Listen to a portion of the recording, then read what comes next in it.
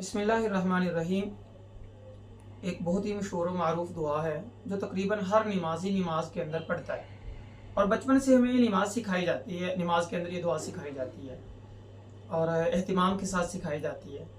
बस के बाद लोग तो यही समझते हैं कि नमाज के अंदर तशहुद के बाद और दुरूद पाक के बाद सिर्फ यही दुआ पढ़नी चाहिए और नहीं पढ़ सकते। हालांकि और दुआएं भी पढ़ सकते हो, बहुत सारी दुआएं हैं, लेकिन आज हम इस दुआ के बारे में थोड़ी सी बात करेंगे कि हमारे तकरीबन 90% लोग इस दुआ को दुरुस्त नहीं अदा करते। बचपन से हमने भी यही सीखा था जब हमें सिखाया गया था कि इस दुआ को पढ़ते हैं, रब्बी जअलनी मुकीमस्सलाती। ठीक है, सूरह इब्राहीम पारा 13 सूरत नंबर 14 आयत करीम नंबर 40 है। तो ये रब्बी जअलनी दुरुस्त नहीं है, असल लफ्ज है रब्बी जअलनी।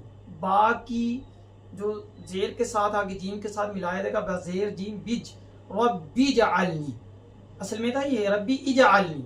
ये अमर का सिका दरमियाने कलाम में होने की वजह से अलिफ से जेर गिर जाता है, तो इसको रब्बी जअलनी पढ़ेंगे, रब्बी जअलनी नहीं पढ़ेंगे। लिहाजा इस गलती को खुद भी दुरुस्त किया जाए और ये एक दूसरे लोगों तक भी पहुंचाया जाए।